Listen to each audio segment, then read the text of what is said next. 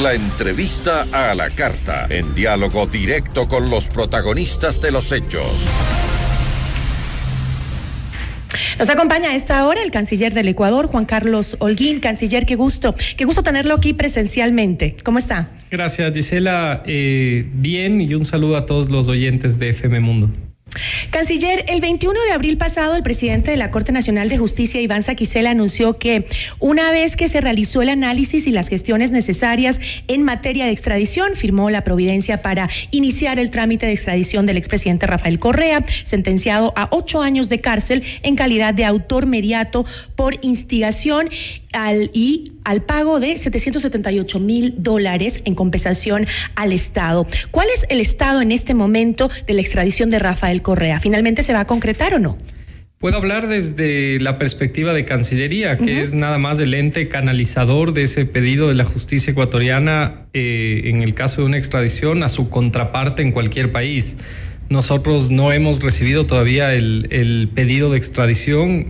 Lo que recibimos precisamente el 21 de abril por la tarde fue un inicio del proceso de extradición a través de una comunicación del presidente de la Corte Nacional de Justicia, Iván Saquicela, y a raíz de ello lo que se ha pedido, entendemos por conocimiento público, es una extensión del plazo de la traducción.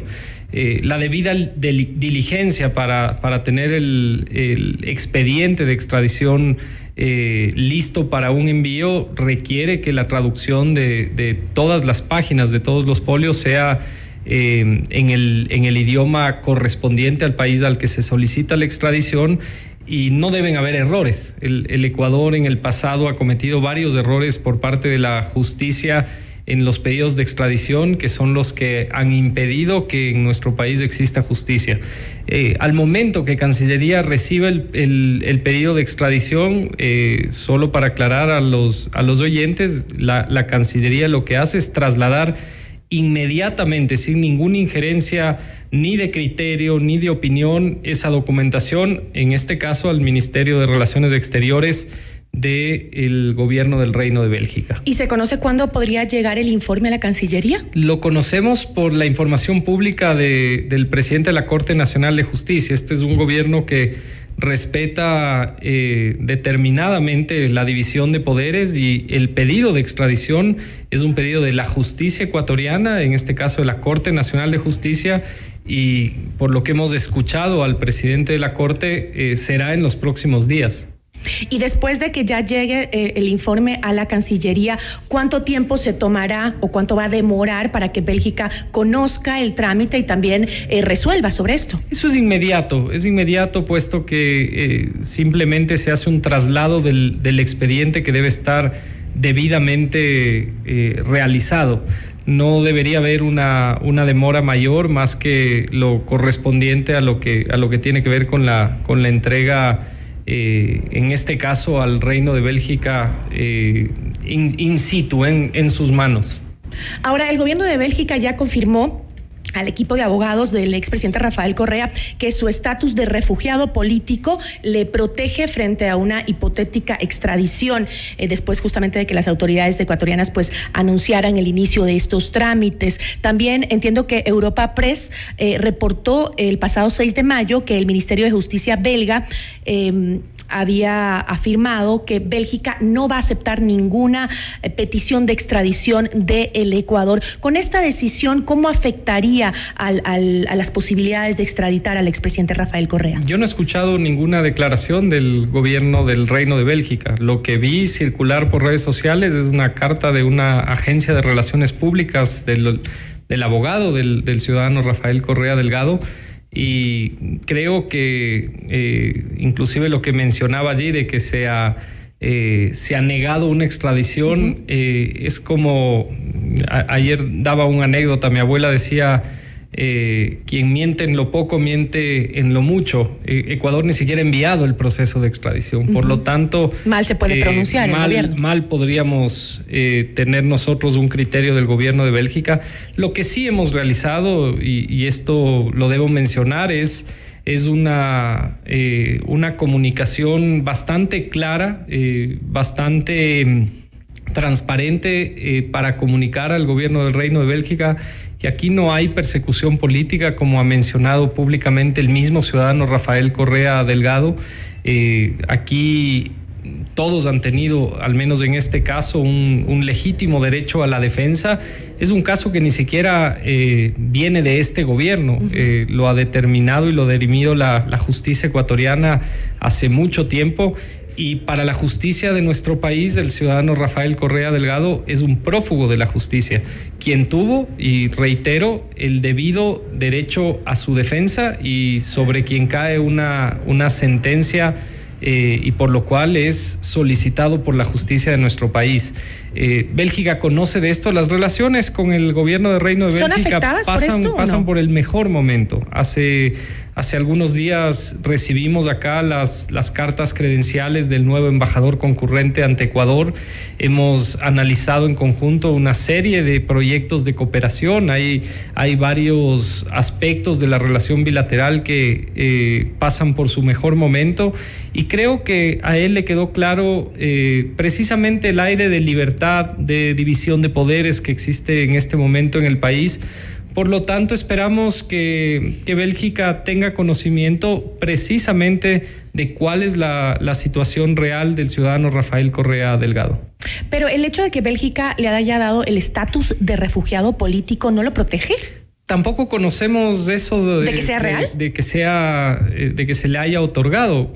Respetamos la declaración que han hecho los abogados del ciudadano Rafael Correa Delgado, pero somos muy respetuosos de que también en el caso de Bélgica, quien entrega la condición de refugiado es una comisaría de refugiados y apátrida que es completamente independiente.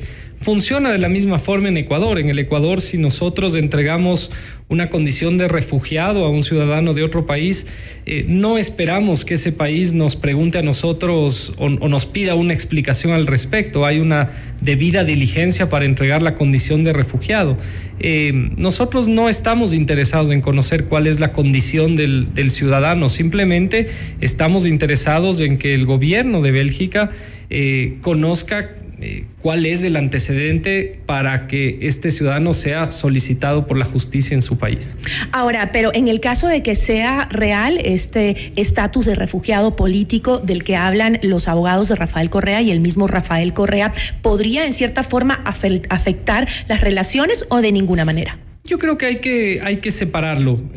Al ser una comisaría independiente del Ejecutivo, tenemos que tener mucha claridad de que los procesos deben ser respetuosos. Ahora, habría que ver en el caso hipotético de que se le haya entregado una condición de refugiado, a causa de qué se lo hizo. Nuevamente, acá en el Ecuador no hay persecución política. Este gobierno es muy respetuoso de la división de poderes y precisamente por eso respetamos también los tiempos de nuestra justicia al momento de pedirnos la extradición de uno u otro ciudadano. En este momento estamos precisamente en el proceso de extradición de otro ciudadano vinculado a otro caso que se encuentra en República Dominicana, y nuevamente el rol de la Cancillería es simplemente dar traslado de la información solicitada por la justicia ecuatoriana a nuestra contraparte en el estado a quien corresponde dar esa extradición. Voy a cambiar un poco de tema porque me interesa también saber sobre esta visita que hizo el presidente Guillermo Lasso, que culminó el pasado jueves, a Israel, una visita oficial en donde pues sabemos que se trataron algunos temas, entre esos el tema de seguridad, que es muy importante para el Ecuador. Tuvo reuniones con el presidente israelí, Isaac Herzog. También se firmaron algunos memorandos de cooperación, seguridad, innovación, comercio, entre algunos otros temas. ¿Cuál es el balance que usted hace de esta visita, canciller? Histórico, en primer lugar, puesto que es la primera vez que un presidente de la República del Ecuador hace una visita oficial al Estado de Israel. Y en segundo lugar, extremadamente positivo por los temas concretos que hemos traído.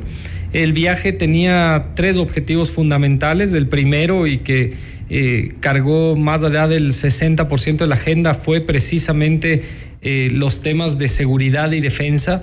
Esto en dos ámbitos. El primero, lo que tiene que ver con cooperación para la Estrategia Nacional de Defensa y Seguridad, y en segundo lugar, la dotación de equipamiento tanto militar como de inteligencia para los retos que tiene en este momento el Ecuador. El segundo objetivo, un objetivo comercial. Nosotros teníamos el reto de, en los 5 días de visita oficial, proponer a Israel iniciar conversaciones para la firma de un acuerdo de libre comercio. Gracias a Dios lo logramos. El ministro Prado firmó con su homóloga israelita un memorando de entendimiento para dar inicio a la negociación del Tratado de Libre Comercio, que esperamos que sea concretado en los próximos 16 meses. Tanto el presidente Herzog como el primer ministro Bennett tuvieron una gran respuesta al pedido de Ecuador a nivel comercial. Son dos economías completamente complementarias, y el tercer objetivo del viaje era un objetivo de que Ecuador pueda aprovechar lo que Israel significa hoy en el mundo del emprendimiento y la innovación. Israel es el país que produce la mayor cantidad de patentes en el mundo. Es un país que exporta más del 54%, o más bien dicho, que donde sus servicios y startups significan el 54% de sus exportaciones al mundo, y nos podemos dar cuenta ahí el impacto de la innovación. Por eso fuimos con una delegación de más de 50 emprendedores ecuatorianos que están todavía en Israel beneficiándose de un proceso de inmersión completa en el ecosistema de emprendimiento e innovación de Israel. Y por el otro lado, abrimos nuestra oficina de innovación que compartiremos con Colombia con el apoyo del Banco Interamericano de Desarrollo en Israel. ¿Cuándo podremos ver que estos anuncios o que estos acuerdos, sobre todo en el tema de seguridad, que creo que es por el momento lo que más nos preocupa a los ecuatorianos, cuándo vamos a ver esa respuesta o esos resultados de las negociaciones con Israel en el ámbito de la seguridad? Nos hemos puesto un objetivo de que en 90 días estén cristalizados los acuerdos de cooperación. Con esto quiero decir que ya el día de ayer el presidente Lasso convocó al primer gabinete de seguridad. El día de hoy mantuvimos a la mañana una reunión de coordinación con el embajador de Israel en Ecuador y con nuestros equipos, y a quien el presidente ha designado como el punto de enlace para el proyecto de seguridad y defensa con Israel, para programar una visita de Israel que será en los próximos días de una comisión de alto nivel a Ecuador, y en los próximos 15 días una comisión del Ecuador volverá a Israel con el plan establecido la semana pasada, tanto con las agencias de seguridad y defensa israelitas como con los altos mandos con quienes tuvimos las reuniones bilaterales. Con esto esperamos que después de esa visita en 15 días el Ecuador pueda cristalizar el acuerdo gobierno a gobierno, con lo que en 90 días deberíamos tener acá ya el equipamiento necesario para dar inicio a esta relación bilateral en defensa y seguridad.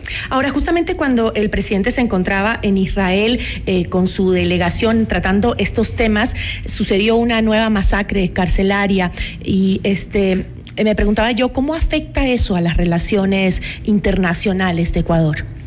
Ese nivel de violencia. El problema de la violencia no es solamente en el Ecuador, y precisamente mientras estábamos allá se dio el caso del fiscal paraguayo asesinado a manera de sicariato en Cartagena.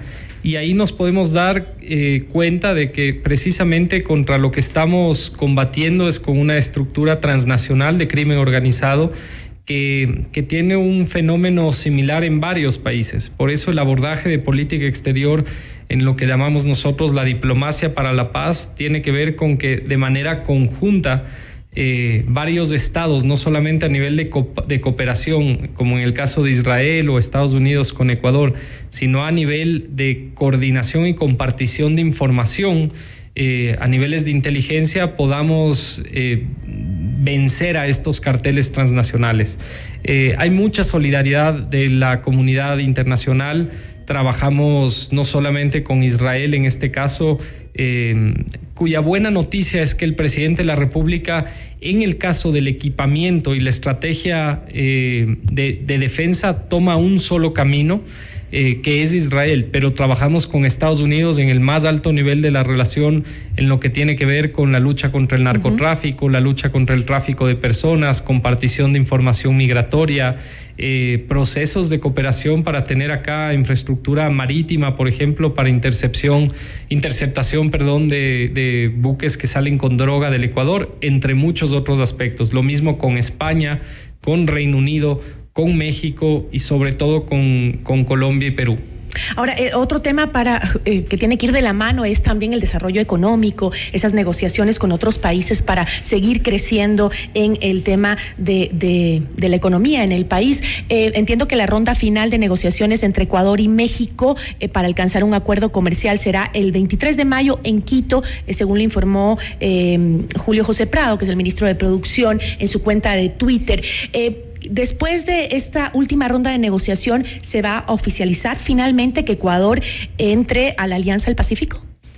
El día lunes anterior, precisamente cuando nos encontrábamos en Israel, tuvimos una conversación a nivel presidencial. Hablaron el presidente Guillermo Lasso con el presidente López Obrador y han llegado ya a un acuerdo de que se efectúe esta última ronda de negociación en los temas que tenían irritantes sobre todo, y que ya al haberse tratado a nivel presidencial esperamos la concreción en esta última ronda el 23 de mayo. Con esto, si todo sale bien en esta última fase, estaríamos en condiciones de anunciarle al país en los siguientes días que estamos listos con México con nuestro acuerdo de libre comercio, y esa es una gran noticia, no solamente por la relación bilateral, sino que nos permite inmediatamente y de un acuerdo preestablecido ya con los países fundadores y miembros plenos de la Alianza del Pacífico, el ingresar a la Alianza del Pacífico con todos los derechos.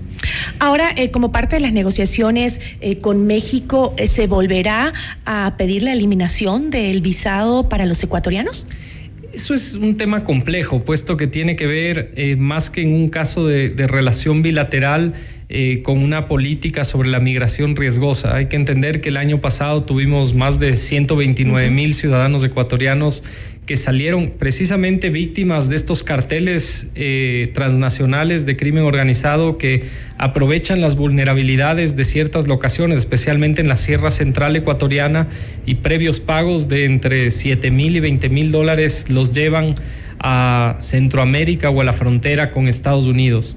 Esa problemática obligó a México a tomar una decisión de poner un visado cuyo impacto en la migración riesgosa ha sido bastante determinante. Hubo una baja del flujo en casi un 90%, más allá de todas las medidas que el gobierno ecuatoriano tomó acá. Nosotros desarmamos bandas y redes de tráfico y trata de personas, por ejemplo, que tenían vuelos charters entre Latacunga y Cancún, Latacunga y Chichén Itzá, temas que eran inusuales para vestidos de turismo y que finalmente son parte de esta lucha frontal que da el gobierno del presidente Guillermo Lasso contra el narcotráfico y contra el tráfico de personas. Me voy a pasar a otro tema porque se nos acaba el tiempo, canciller. Sé que no es su ámbito, pero ayer el ministro de Economía dijo que vendió el avión Legacy, y hoy el presidente confirmó que la venta se dio por $8 millones de este avión presidencial. Sin embargo, hace pocos minutos el comandante de la Fuerza Aérea Colombiana, Ramsés Rueda, habló sobre la negociación que se estaría realizando y que entiendo hasta no han comprado, dice el comandante de la Fuerza Aérea Colombiana, que aún no compran el avión ecuatoriano. Escuchemos de esta declaración, se hizo hace pocos minutos. Escuchemos, por favor, si se ponen los audífonos, canciller. Nosotros no hemos comprado el avión presidencial de Ecuador. Nosotros estamos en el proceso de adquisición de alguna aeronave que reemplace los antiguos aviones Fokker que fueron adquiridos en los años 70 para el servicio de la Presidencia de la República en Colombia. En este momento tenemos una comisión técnica en Ecuador que está revisando la aeronave Legacy que presta el servicio a la Presidencia de Ecuador, y nuestro objetivo es reemplazar con esa aeronave, si logramos concretar la compra, uno de los antiguos aviones Fokker que están próximos a salir de servicio.